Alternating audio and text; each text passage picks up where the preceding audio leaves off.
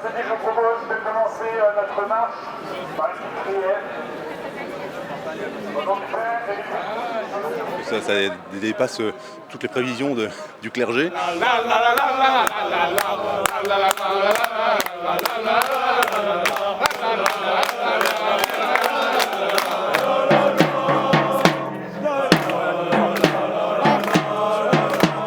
Bonjour et bienvenue sur VA+, derrière moi Saint-Sulpice où la messe est en train d'être dite. 20 000 pèlerins vont s'élancer jusqu'à Chartres pendant 100 km. C'est la 44e édition de ce pèlerinage de Notre-Dame de Chrétienté. Le thème principal est la mission. Nous allons suivre le chapitre Saint-Sébastien aux côtés de l'abbé Raffray. On vous emmène. Donc le premier objectif c'est ça, d'aller se confesser avant la fin du pèlerinage. Le deuxième objectif, c'est que ce pèlerinage soit un peu l'occasion de faire le bilan, de faire un point sur sa vie spirituelle et de prendre des résolutions pour notre vie chrétienne. Là, c'est à chacun de voir selon là où il en est, selon ce dont il a besoin. Par exemple, décider d'aller à la messe le dimanche, décider de réciter le chapelet tous les jours, décider d'avoir un directeur spirituel ou de se confesser régulièrement. Voilà, chacun doit prendre les résolutions qui correspondent à ce dont il a besoin. Le pèlerinage, c'est une image de notre vie spirituelle. Et donc, il s'agit de laisser des choses derrière nous pour atteindre le but que l'on vise. Donc voilà votre objectif pendant ces 3 jours, c'est de laisser un certain nombre de choses, de préoccupations, de soucis, de défauts, de problèmes, pour vous diriger vers un but spirituel, à savoir aller au ciel et donc prendre le bon chemin. Bonjour Monsieur l'abbé Raffray, donc vous êtes prêtre, et vous avez une mission particulière parce que vous avez une grosse communauté sur Instagram. Est-ce que vous pouvez nous expliquer un peu votre mission? Et je crois même que le thème du pèlerinage de cette année c'est la mission. Oui. Et quelle est l'importance de la mission aujourd'hui, particulièrement en 2026? Alors déjà, il faut comprendre que pour un chrétien, la mission, c'est un commandement du Christ qui dit à la fin de l'évangile à ses apôtres, allez à travers le monde, enseigner le monde et baptiser les hommes au nom du Père, du Fils et du Saint-Esprit. Donc le principe c'est, quand on possède un trésor infini qui ne s'épuise jamais, en fait ce serait très égoïste et très mauvais de ne pas le transmettre aux autres. Et donc la mission c'est ça.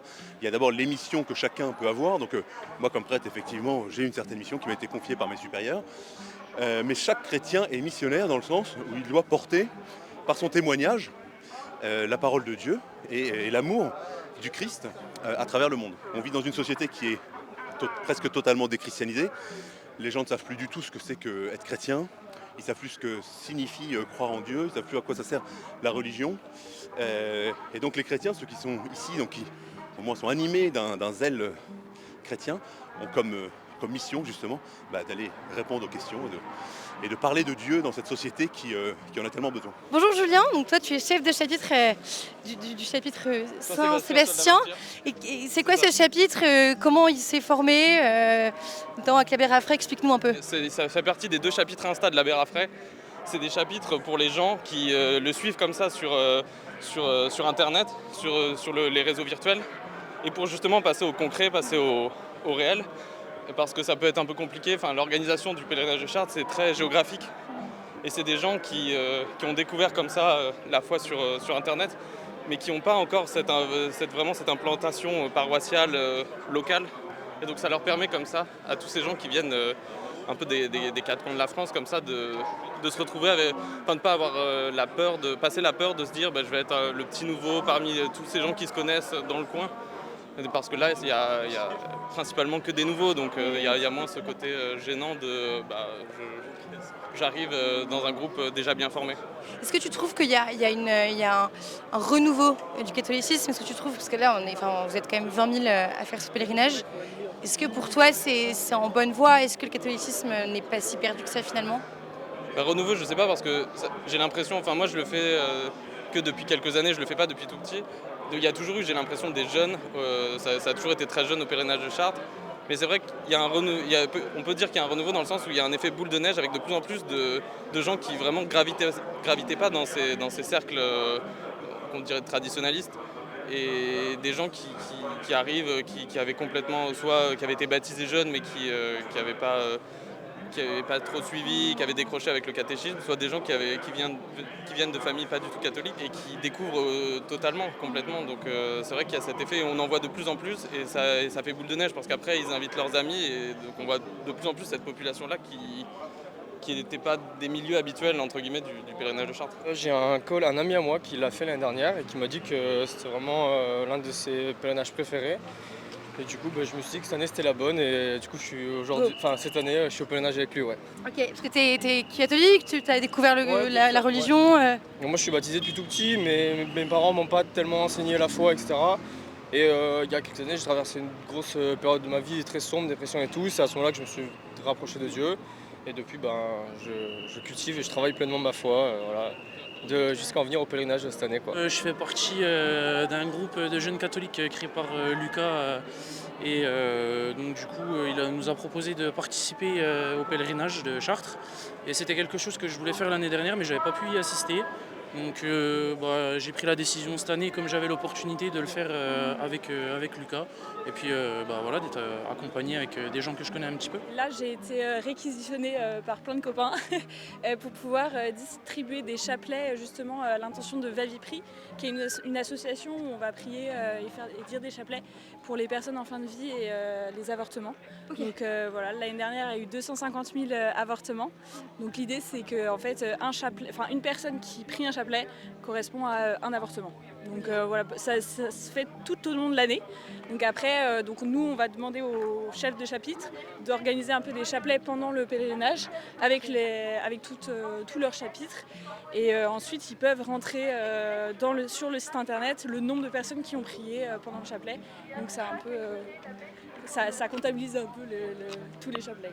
Et donc là concrètement tu vas voir vous avez des chapelets avec vous, ouais, que vous distribuez à tout le monde et vous dites priez pour ça, pour ça, pour ça. Oui c'est ça exactement, on fait un peu, on a commencé ce matin, on était au début de la colonne. Okay. Et là on a redescendu toute la colonne. Ah oui donc vous faites le 100 km x 2 quoi. Voilà c'est ça exactement. Ah oui, courageux.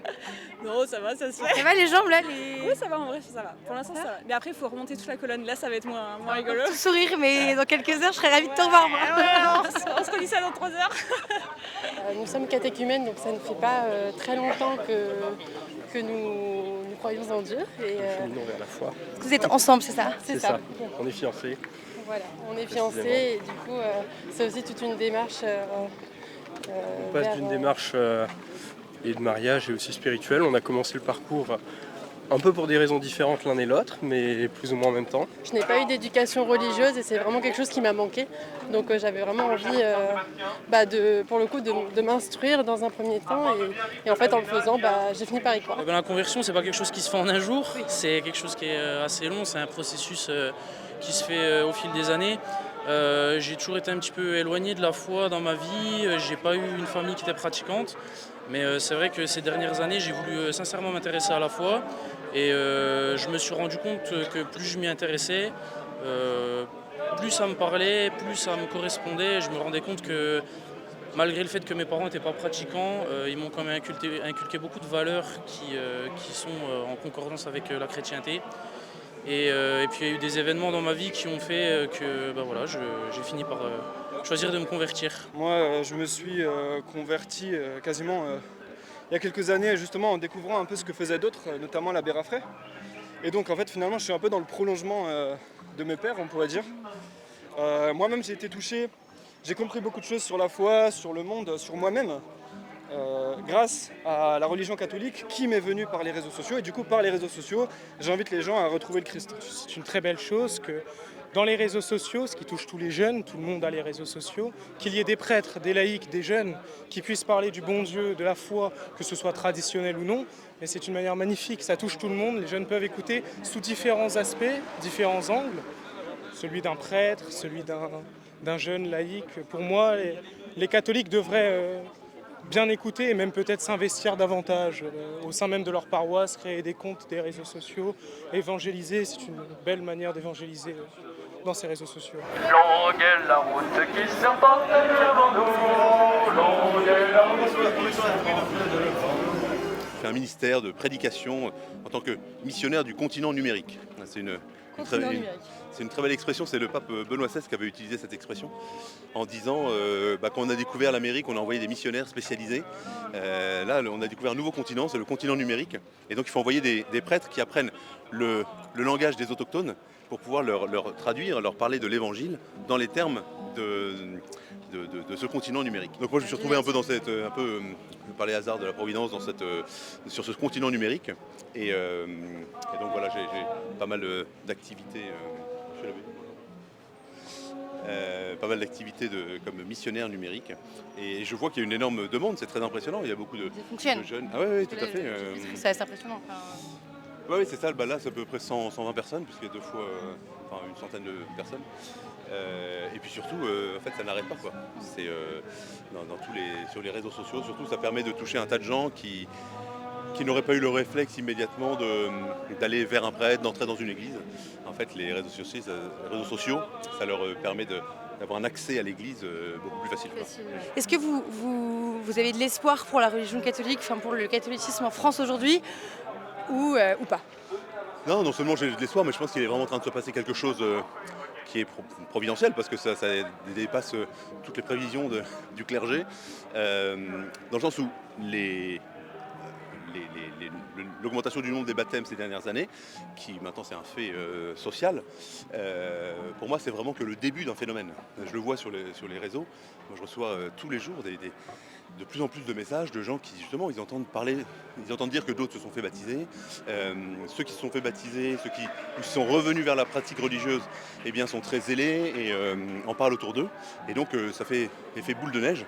Et donc moi je suis vraiment persuadé qu'il va y avoir un vrai renouveau du christianisme, de la foi de l'Église catholique en France dans les années qui viennent. C'est mon 2e pèlerinage. Okay. Alors je l'ai déjà fait dans le même chapitre l'année dernière et je le refais pour cette démarche de pèlerinage, de marche de 100 km, ce qui est très difficile. Et qu'est-ce qui te pousse à faire ce pèlerinage? Je pense que d'abord c'est pour Dieu en premier lieu. C'est une bonne occasion en fait de souffrir pour Dieu, de tout donner pour Dieu. Le pèlerinage, on va donner notre corps, notre âme et notre esprit à Dieu parce que c'est une épreuve.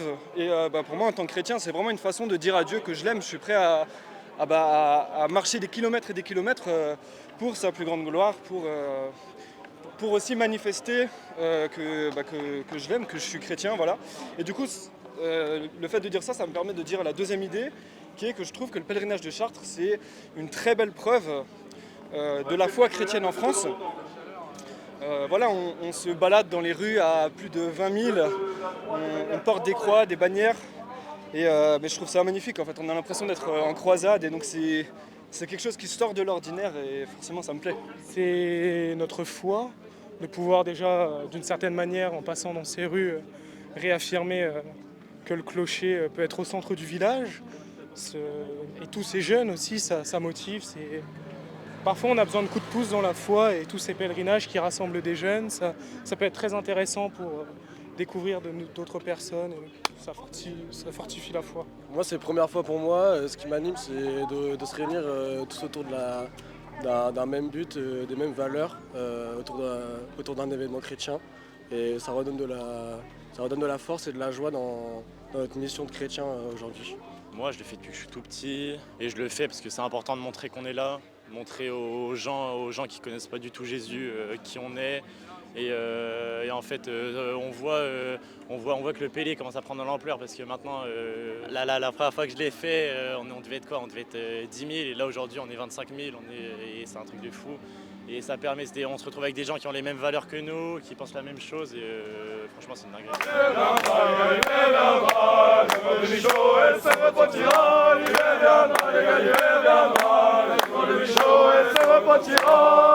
Alors on marche avec un clan, alors c'est le clan national, donc qui ressemble tous les clans de France, tous les routiers de France, Europa Scout. On parcourt le pèlerinage de Chartres accompagné de ce clan. Pourquoi on y va? Parce qu'on a foi en Dieu, et ce pèlerinage de Chartres, qui est souvent lieu durant la Pentecôte, a été instauré par Charles Péguy, si je me souviens bien. Et puis c'est une certaine ferveur catholique que l'on a de se faire souffrance pour de belles choses. Ça fait partie parce qu'on peut ramener des amis, de la famille qui ne sont pas forcément catholiques qui cherchent un peu et du coup ils peuvent venir découvrir grâce à ça. Ils découvrent aussi la tradition qui est moins présente et ça fait partie des choses importantes quand même. Alors j'avoue que moi en plus j'ai été réquisitionnée un peu à la dernière minute parce que je pensais pas faire le pèlerinage de base et en fait ça s'est fait un peu, tout s'est fait très rapidement. Je me suis inscrite il y a 2 semaines et tout, voilà, donc je suis un peu arrivée ici un peu au milieu de nulle part. Ok. Mais je suis très contente et en vrai j'ai hâte de voir un peu la suite. De pouvoir rencontrer justement de nouvelles personnes et tout et vraiment d'avoir cet engouement de cathos et tout, enfin, c'est assez sympa. C'est une fierté parce que on se sent vraiment utile de se dire qu'on a vraiment mis des étoiles dans les yeux aux gens parce que les gens en repartant ils sont vraiment boostés, il y a plein de gens. Fatigués. C'est ça, oui, fatigués. Mais même en étant fatigué, on voit dans le regard qu'il y a ce côté pétillant. Et il y a beaucoup de gens même qui osaient pas venir jusqu'au dernier moment, ils hésitaient, ils se disaient est-ce que c'est peut-être pas le moment, non finalement, et qui viennent quand même. Et de les voir comme ça, vraiment reboostés, contents d'avoir découvert ça, c'est vraiment gratifiant, je trouve. La mission, c'est d'abord la volonté de transmettre autour de soi ce qui déborde de mon propre cœur. Donc être missionnaire, c'est d'abord connaître sa religion, connaître Dieu, aimer Dieu, vivre chrétiennement et par conséquent ne pas avoir peur d'en parler autour de soi. Vous savez, la mission du chrétien, ça ne consiste pas à aller dans le métro à dire Jésus t'aime et ça c'est des choses protestantes, c'est les protestants qui font ça. Le catholique, la mission du catholique consiste à, déjà elle est toujours organisée par l'autorité de l'Église et contrôlée du coup par l'autorité de l'Église. Et ensuite, elle consiste d'abord à fonder autour de soi une vie chrétienne. Donc je dirais la première des missions, c'est de faire une famille chrétienne avec d'éduquer des enfants dans la foi chrétienne. Ensuite, ça se fait dans l'engagement associatif, ça se fait dans le témoignage. Encore une fois, un catholique n'est pas un prosélyte qui va aller embêter les gens en disant tu dois aimer Jésus. Je pense que le catholique, vous voyez, dans le travail ou au lycée, à l'université, c'est d'abord par son témoignage. Si on se comporte comme un catholique, très rapidement les gens voient qu'en fait on n'est pas comme les autres. Donc le but d'un pèlerinage, c'est d'abord une démarche spirituelle. C'est-à-dire qu'on part d'un point pour aller vers un autre et c'est une image de notre vie. C'est-à-dire qu'on doit abandonner un certain nombre de choses, laisser derrière nous des soucis, des préoccupations, peut-être des défauts, des vices, toutes ces choses qui nous pèsent, pour aller vers un but. Alors ici, notre but, c'est Notre-Dame de Chartres, mais spirituellement, dans la vie chrétienne, le but, c'est aller au ciel. Et donc, le but d'un pèlerinage comme ça, c'est de vivre en condensé ce que doit être notre vie chrétienne de façon générale.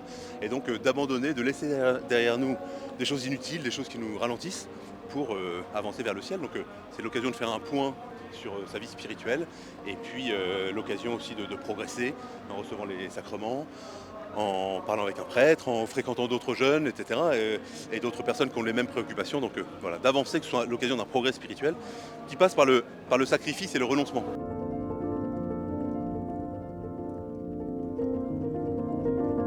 Là, vous voyez, donc le pèlerinage, c'est une démarche spirituelle d'abord, individuelle, mais vous voyez, il y a une dimension sociale et publique. Et on traverse Paris, tout le monde se dit, mais c'est quoi tous ces jeunes? Parce que même si au début, il y a peut-être quelques sourires ou quelques moqueries, très rapidement, quand on voit une foule aussi dense, aussi jeune et aussi sympathique et enthousiaste, en général, les gens sont beaucoup plus, sont vraiment admiratifs et évidemment, il n'y a aucun casse, il n'y a pas de vitrine brisée sur le passage du pèlerinage. Tout se passe bien et donc c'est un témoignage de foi. Voilà une forme de mission aussi, de vivre en chrétien et de manifester publiquement notre foi à l'occasion d'un pèlerinage comme celui-ci.